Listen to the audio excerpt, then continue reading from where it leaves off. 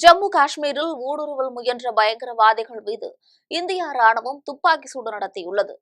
பகல்காம் தாக்குதலுக்கு பதிலடி கொடுக்கும் வகையில் இந்திய ராணுவம் பாகிஸ்தானின் பஞ்சாப் மாகாணத்தில் உள்ள 9 இடங்களில் பயங்கரவாத பயிற்சி முகாம்களை குறிவைத்து தாக்கியது. இந்நிலையில் நேற்று நள்ளிரவு 11 மணிக்கு ஜம்மு காஷ்மீரின் சம்பா பகுதியில் பயங்கரவாதிகள் ஊடுருவி உள்ளதாக இந்திய ராணுவம் கண்டறிந்தது.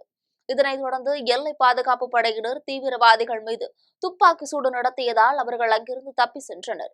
இதைத் தொடர்ந்து இந்திய ராணுவ படையினர் தீவிர கண்காணிப்பு பணியில் ஈடுபட்டுள்ளனர்.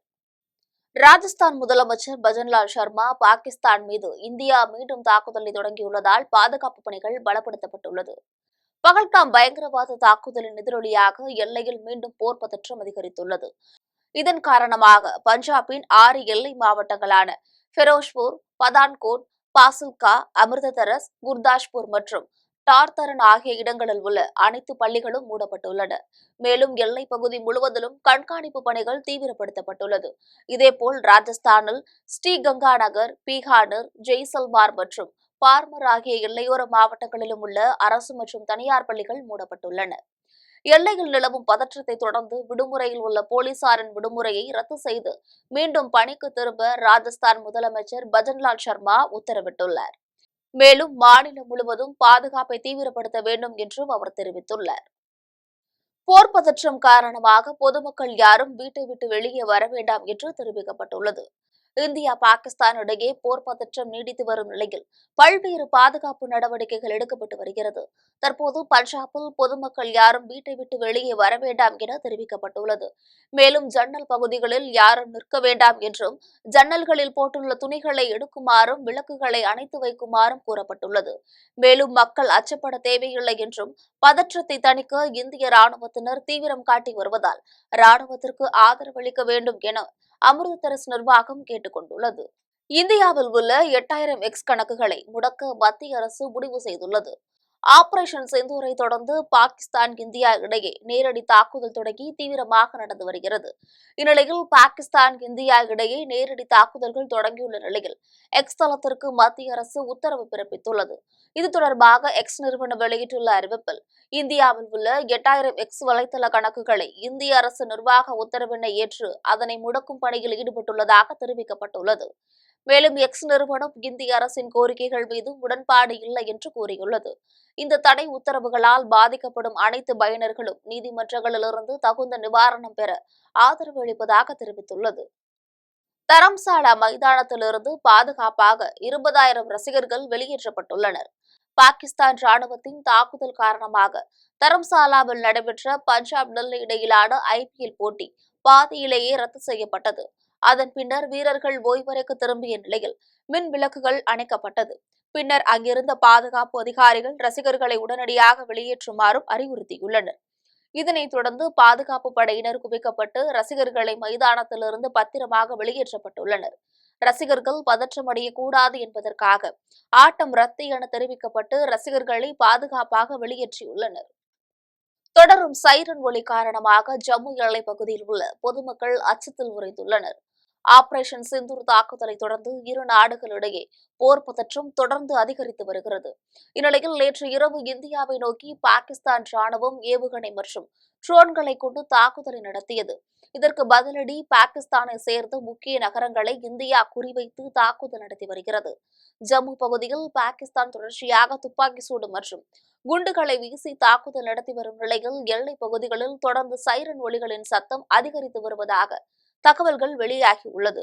மேலும் ஜம்மு எல்லைப் பகுதியில் இரு நாடுகளிடையே துப்பாக்கி சூடு நடைபெற்று வருவதால் பொதுமக்கள் அச்சத்தில் உறைந்துள்ளனர். ஆபரேஷன் சிந்தூரை தொடர்ந்து இந்தியாவின் பதிலடி தாக்குதலால் 70 தீவிரவாதிகள் உயிரிழந்ததாக தகவல்கள் வெளியாகியுள்ளது. காஷ்மீரில் சுற்றுலா பயணிகள் மீது நடத்தப்பட்ட தீவிரவாத தாக்குதல் காரணமாக கடந்த 15 நாட்களுக்கு மேலாக இந்தியா, பாகிஸ்தான் இடையே போர் பதற்றம் நிலவியது. இந்த நிலையில் தீவிரவாதிகளை அழித்தொழிக்கும் நடவடிக்கையாக ஆபரேஷன் சிந்தூர் என்ற பெயரில் இந்திய பாதுகாப்பு படைகள் பாகிஸ்தானில் உள்ள தீவிரவாத முகாம்களை குறிவைத்து தாக்குதல் நடத்தியுள்ளனர். இந்தியாவின் ராணுவம், விமானப்படை, கப்பல் படை இணைந்து நடத்திய இந்த கூட்டு ஆபரேஷனில் பாகிஸ்தான் ஆக்கிரமிப்பு காஷ்மீரிலிருந்து பாபல்பூர், முஷாபர்பாத், கோட்லி, மூர்தி ஆகிய பகுதிகளில் லஷ்கர்-இ-தொய்பா, ஜெய்ஷ்-இ முகமது, ஹிஸ்புல் முசாஜிதீன் ஆகிய தீவிரவாத அமைப்புகளில் தலைமையகங்கள் ஆயுத கிடங்குகள் தாக்கி அழிக்கப்பட்டதாக கூறப்படுகிறது. இந்தியாவின் இந்த திட்டமிட்ட துல்லிய தாக்குதலில் 70 தீவிரவாதிகள் உயிரிழந்ததாக தகவல்கள் வெளியாகியுள்ளது. மேலும் பாகிஸ்தானின் முக்கிய நகரங்களை இந்தியா குறிவைத்து தாக்குதல் நடத்தி வருகிறது. கராச்சி, பெஷாவர், முஷபராபாத், இஸ்லாமாபாத் ஆகிய பகுதிகளில் இந்திய ராணுவம் தொடர் தாக்குதல்களை நடத்தியுள்ளது. குறிப்பாக 10 ஏவுகணைகளை வீசி கராச்சி துறைமுகம் மீது இந்திய ராணுவம் தாக்குதல் நடத்தியது.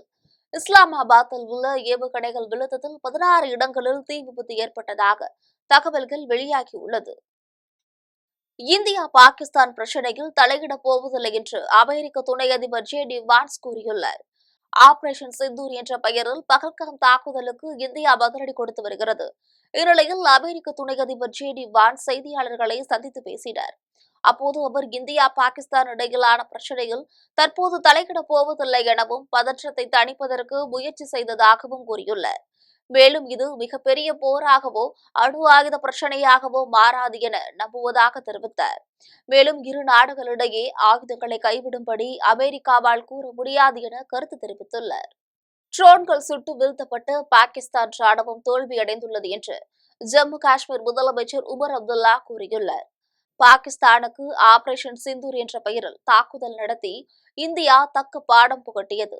இதனால் ஜம்மு முதல் ஜெய்சால்மர் வரையிலான எல்லைப் பகுதிகளில் பாகிஸ்தான் ட்ரோன்கள், ராக்கெட்டுகள் மற்றும் ஏவுகணைகளை வீசியது.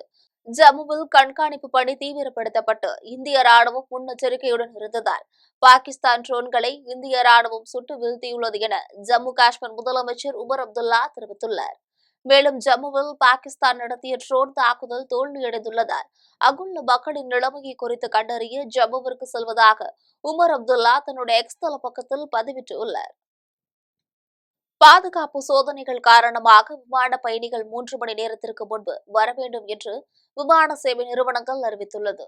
இந்தியா பாகிஸ்தான் இடையே போர் பதற்றம் நிலவி வருவதால் இந்திய எல்லை மாநிலங்களில் பொதுமக்கள் பாதுகாப்பான இடங்களுக்கு வெளியேற்றப்பட்டுள்ளனர்.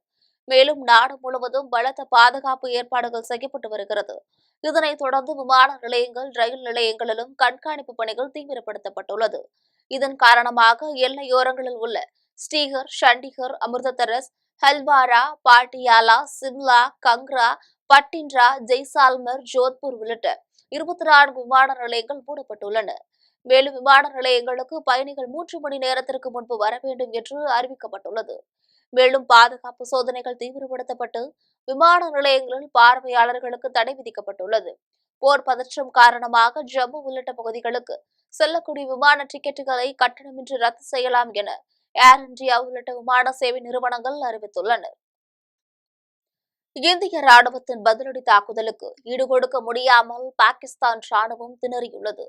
பகல்காம் தாக்குதலுக்கு பதிலடியாக இந்தியா ஆபரேஷன் சிந்தூர் என்ற பெயரில் பாகிஸ்தான் மீது பல்வேறு நடவடிக்கைகளை மேற்கொண்டது.